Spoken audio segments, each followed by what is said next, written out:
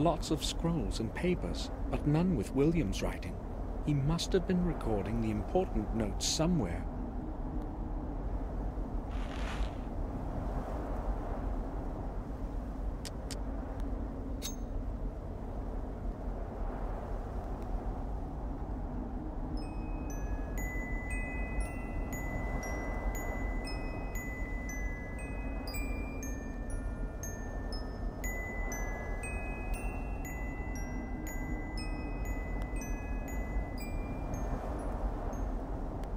As though I've heard that melody somewhere before.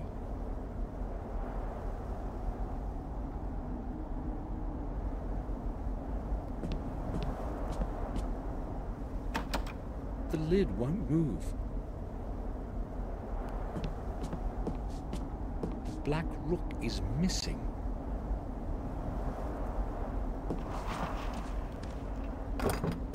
The lid is locked.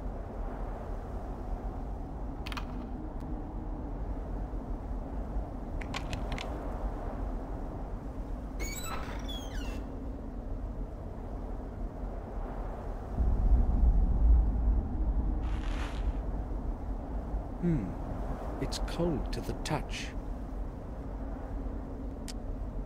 It's strange to the touch. Old maps, a globe, and a sextant. What did William need all this for?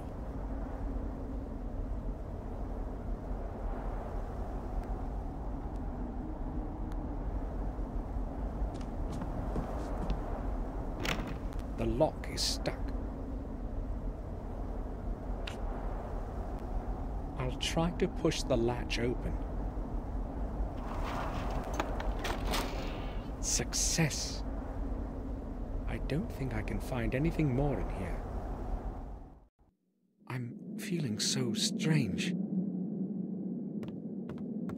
My head.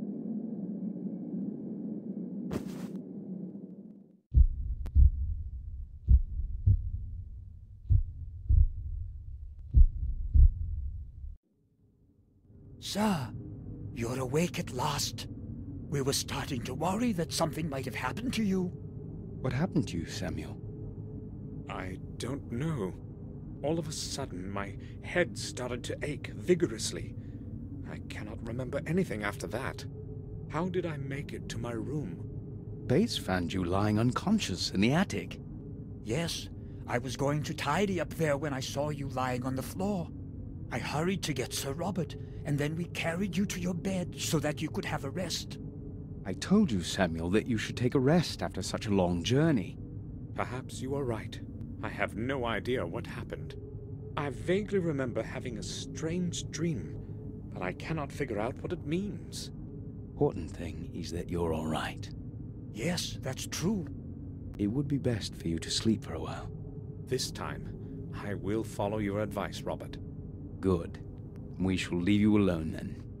If it gets worse, come see me. Thank you. Hopefully I will be all right now. Come, Bates. We shall leave Samuel to his rest. Yes, sir. Robert is right. I should take a rest. Tomorrow I'll find out more than today.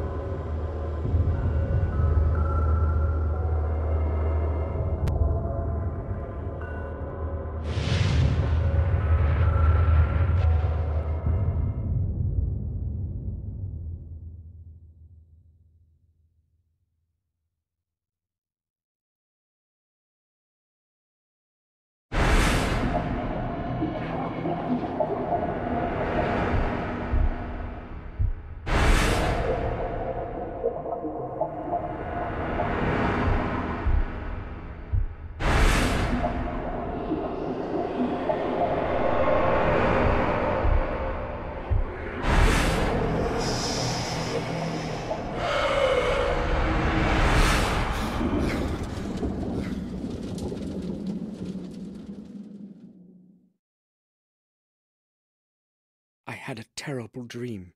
In the morning, my thoughts were interrupted by a knock at the door.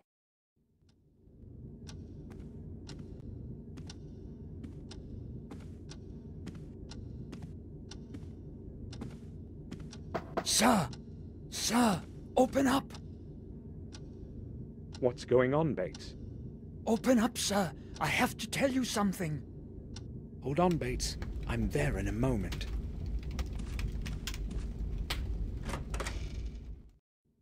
What's the matter, then? It's horrible, sir. Henry, our gardener. They found him in the garden pond. Calm down, Bates. What are you talking about? They found him dead this morning in the pond. I know what I am saying. I saw his body being dragged out. How did it happen? I have no idea. Detective Collier will tell you that. He has been questioning everyone for quite some time now, and he wants to speak to you too.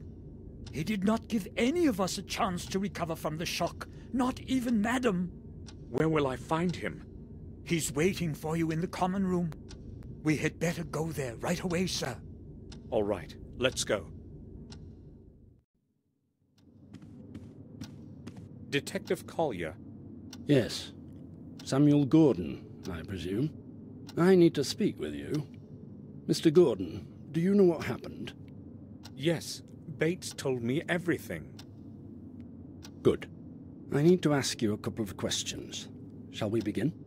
Yes. Did you speak with Henry Stanton yesterday?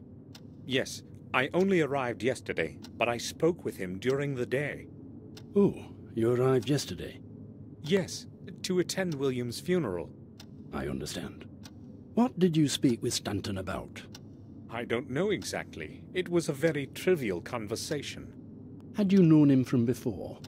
No, I only knew Mr. Dickens, who was Henry's predecessor. That was before you left the manor? Yes, about 12 years ago.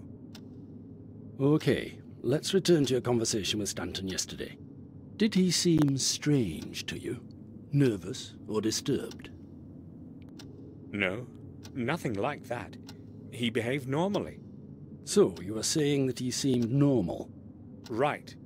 I spoke to Morris, your groom, before this interview. He told me that Stanton would often have a bit too much to drink.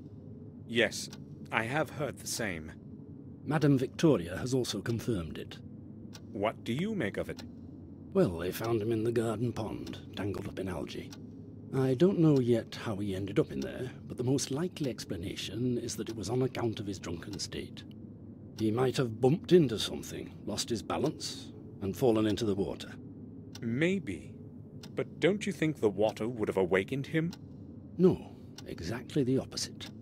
It was water that caused his death.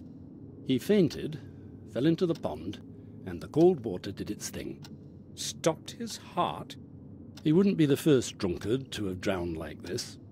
What's ironic, however, is that it didn't happen in a lake or a river, but in a little bit of water in the back garden. Oh well, no man can choose his death. If there is nothing you need to ask, I won't be keeping you any longer. Thank you. I have all I need for now. Would you please see me out? Certainly. Follow me, Detective. I will now wait for Dr. Herman's report and close this case. Thanks for your time, Gordon. You're welcome, Detective. Goodbye. Collier wants to close the case.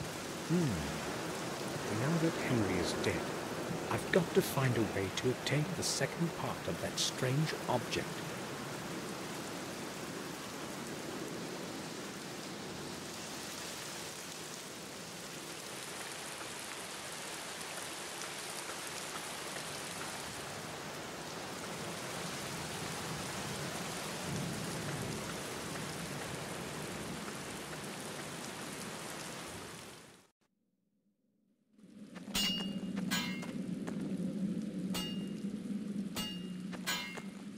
Morris, do you have a moment? Sure. What do you think about what has happened to Henry? It was to be expected. He drank way too much. I guess it had to end like this. It sounds like you really don't care that it happened. Well, we didn't exactly like each other, but I wish no ill will to anyone. It was you who found him, right? Yes, I needed something from the back garden, and as I was walking past, I noticed something floating in the fountain. I went closer to have a look, and he was totally tangled up in the weeds. I could see nothing except his coat. Did you notice anything else? No, I panicked, you see.